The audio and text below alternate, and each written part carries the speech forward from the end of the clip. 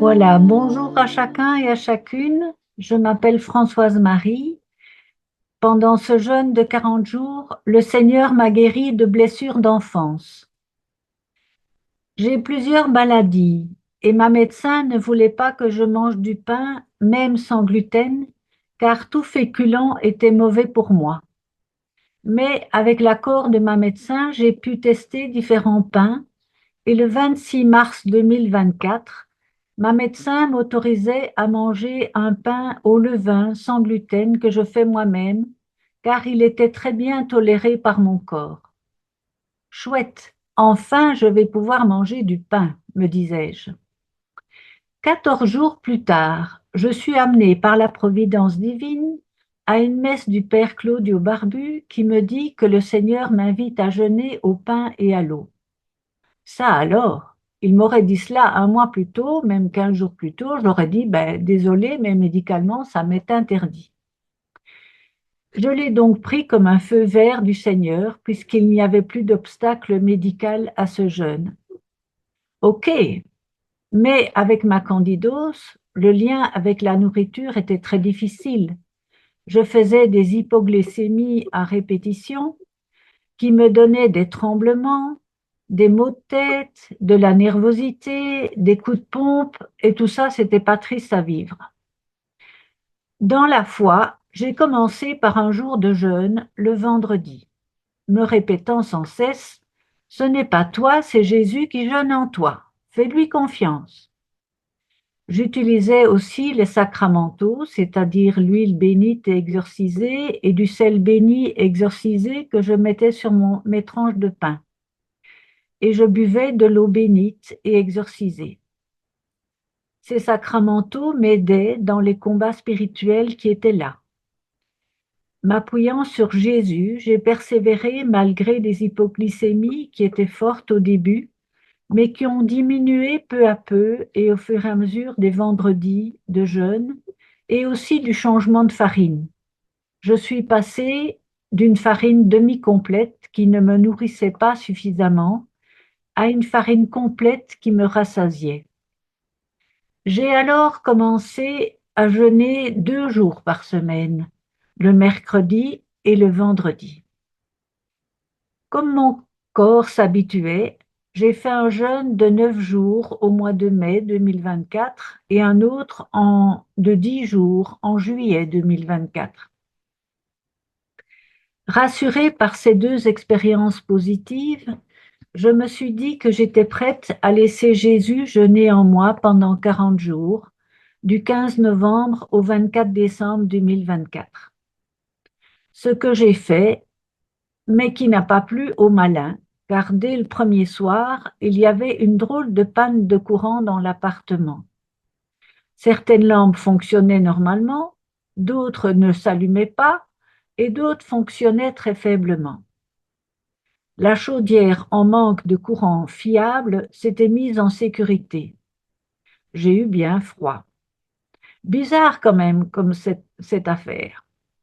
Mais pour moi, voilà, c'était signé. Et cela m'a conforté dans mon intention de poursuivre mon jeûne. J'ai téléphoné à Sibelga, qui n'est venue que le lendemain midi, mais tout est redevenu normal. Alors pour ceux qui me connaissent, euh, j'ai fait partie pendant des années d'un noyau de consacrés du mouvement marial créé par l'abbé Jean Simonard. Début novembre, le noyau s'est dissous car Maria, ma consoeur, avait décidé de rester à Sucy pour s'occuper de son papa de 97 ans, 97 ans pour les Français. Il n'y avait donc plus de vie communautaire. Et puis, l'évolution du mouvement me posait aussi question. Et j'ai voulu mettre tout cela dans la prière et le jeûne pour discerner ce que le Seigneur voulait pour ma vie.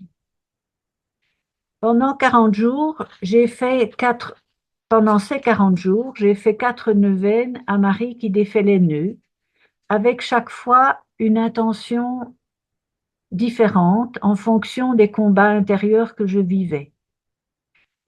Je commençais chaque journée par la prière à la croix, puis la prière pour demander la grâce de jeûner ce jour-là, Puis je regardais l'enseignement vidéo du jour du Père Claudio. Je lisais ensuite le résumé écrit de cet enseignement et je méditais avec Jésus et Marie sur tout cela devant le Saint-Sacrement dans notre chapelle communautaire. Je priais chaque jour aussi le chapelet et aussi régulièrement le chapelet de la miséricorde. J'allais à l'Eucharistie chaque jour et je me confessais tous les vendredis. J'ai fait l'expérience que quand on jeûne, on reçoit des lumières intérieures sur notre vie et sur ce qui n'est pas dans l'amour.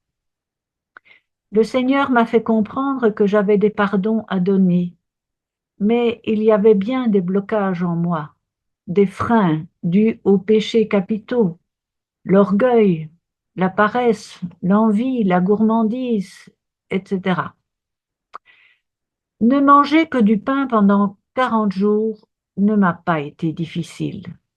C'est vraiment le Seigneur qui jeûnait en moi. De plus, j'en voyais le sens, l'enjeu, et je le faisais en union avec tous ceux et celles qui faisaient cette démarche en même temps que moi. Même quand j'étais invitée ailleurs, je disais alors « Ok, si je puis manger mon pain ». Et j'acceptais sans envie de voir les autres manger un repas normal. Le plus difficile pour moi, ce fut les rudes combats intérieurs. Mais le Seigneur et Marie m'ont assisté. Quand je réalisais que j'avais des pensées de peur ou des idées qui me tiraient vers le bas, vers le découragement, la tristesse, je criais vers eux. Je prenais aussi autorité et j'envoyais à la croix toutes ces pensées négatives pour qu'il en dispose et qu'il les remplace par des idées de paix, de confiance. Je proclamais sa victoire sur ma vie et je m'efforçais de me rappeler les promesses qu'il m'avait faites. Crois-tu que je t'ai appelé pour ton malheur? Non, Seigneur.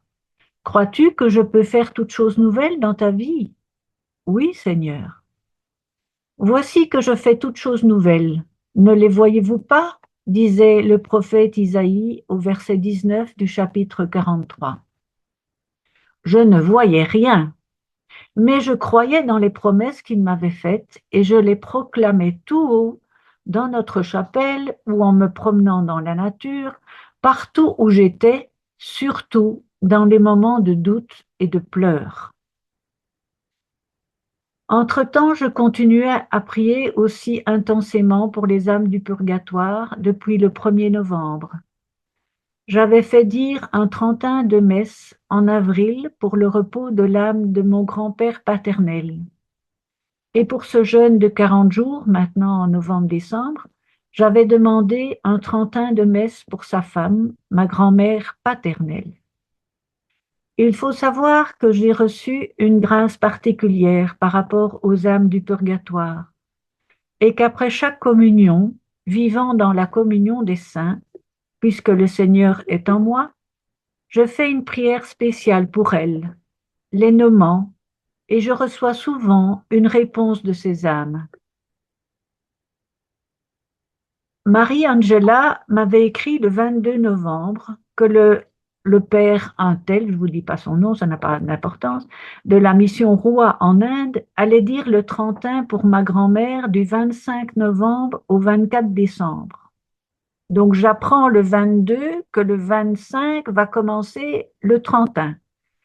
Le 23 novembre, alors que je priais pour elle après la communion, j'ai comme entendu sa voix qui me disait « Merci pour les messes que tu vas faire célébrer pour moi. » Waouh! Donc elle sait cela. Je l'ai confié au Seigneur, ainsi que mon grand-père, à chaque communion de ce 31. Et j'ai eu la joie, le jour de Noël, d'entendre bon papa me dire qu'il montait au ciel avec mamie, ma grand-mère. Waouh! Dieu est grand et que ce jeûne est puissant sur le cœur de Dieu pour libérer les âmes. Mais ce n'est pas tout. Je suis d'une fratrie de 5 enfants. Il y a les 3 aînés qui se suivent d'un an, puis 2 ans et demi plus tard, je suis venue au monde, et enfin, 2 ans après moi, est arrivé mon plus jeune frère. À la maison, mes parents donnaient des privilèges aux 3 grands, et moi, j'étais traitée comme la petite, au même titre que mon plus jeune frère. Cela a entraîné chez moi une blessure d'enfance, je ne compte pas. Il y a eu aussi une blessure d'abandon que j'ai vécue à l'âge de 4 ans, quand j'ai été placée chez ma grand-mère maternelle, pendant que maman était opérée d'un rein et bon, sans doute aussi son temps de convalescence. Mais j'ai été tellement traumatisée par cette séparation que j'ai fait une très forte fièvre. Ma grand-mère, paniquée, a fait venir le médecin qui lui a dit: «Oh, mais cette petite, c'est sa maman qui lui manque. Elle guérira quand elle la reverra.» C'est du moins ce que maman m'a rapporté des années après. Tout cela a laissé un grand vide dans le fond de mon cœur et une insécurité fondamentale que j'ai essayé de combler comme j'ai pu, tant spirituellement que humainement. Pendant ce jeûne, le Seigneur m'a montré son amour, spécialement pendant la méditation des heures de la Passion vue par Luisa Picaretta. Il est venu me rejoindre dans ces blessures de ma petite enfance, et il a mis dans le fond de mon être une assise, une sécurité. Je n'ai plus peur. Le sentiment de vide a disparu. Je sens en moi la présence de Jésus qui me fortifie. Marie-Angela m'avait dit: «Tu vas voir, les grâces vont continuer après le jeûne.» J'étais déjà émerveillée de ce que j'avais reçu et me disais: «Quelle merveille le Seigneur me prépare-t-il encore?» En fait, il m'attendait à Farnières, ce centre salésien de Don Bosco, où j'ai vécu avec une soixantaine de personnes du 29 décembre au 1er janvier sur le thème de la maison. Nous avons reçu 2 enseignements sur ce thème en lien avec l'alphabet hébraïque. La deuxième lettre de cet alphabet est le Bet, qui signifie la maison. On l'écrit en traçant une ligne horizontale, puis on descend pour faire une ligne verticale, et on termine la lettre des saints par un trait horizontal de part et d'autre en bas de la ligne verticale. Nous avons donc un toit, la ligne horizontale du haut, un mur vertical à droite, une ouverture à gauche et une fondation avec la ligne horizontale du bas. C'est une maison ouverte, mais non habitée. Si nous voulons qu'elle soit habitée, il faut lui mettre un point au milieu du dessin de la maison. Or, si vous lisez la prière à la croix composée par le père Claudio Barbu au dos de la croix en carton plastifié, on peut y lire ceci: Jésus, Fils de Dieu qui s'est fait chair, je t'offre mes 5 sens. Je te prie de venir faire ta maison dans mon corps et mon esprit pour restaurer en moi ton image divine. Faire ta maison en moi. Par le baptême, je suis devenue le temple de l'Esprit Saint. Pendant ce jeûne, je n'ai pas cessé de demander au Seigneur de venir vivre et jeûner en moi. Et là, je découvre que le Seigneur est venu faire sa maison en moi et qu'il y habite. S'il y habite, je suis en sécurité, je ne suis plus seule. Le Seigneur est en moi, vit en moi. Il a restauré en moi son image divine. Ô merveille! Depuis cette expérience, j'ai la sensation que je suis pleine, qu'il y a quelqu'un dans ma poitrine, une présence divine qui me comble de paix, d'amour et de joie. C'est pourquoi je puis aller de l'avant, là où le Seigneur me conduit, comme consacrée à sa suite avec Marie. Je garde des contacts fraternels avec Maria et avec des membres du mouvement marial que j'ai quitté. Je me sens heureuse, comme libérée d'un poids, mise au large par le Seigneur, et je me découvre même amoureuse de Jésus, mon Seigneur et mon époux. Que tu es merveilleux, Seigneur. J'ai constaté aussi que depuis le premier jeûne de 9 jours, la relation avec 3 de mes frères et sœurs s'est bien améliorée. J'ose croire qu'avec la libération de mes grands-parents, les relations familiales avec tous mes frères et sœurs et peut-être avec mes cousins-cousines vont changer. Je fais confiance au Seigneur. Merci Seigneur d'avoir jeûné en moi. C'est cela qui m'a permis de recevoir tant de grâce. Et merci à la mission Roua qui m'a permis de vivre ce jeûne en communion avec tous ceux qui jeûnaient en même temps que moi. Nous formons comme une famille priante et solidaire. Gloire à Dieu. Merci Maman Marie pour ton intercession. Magnificat.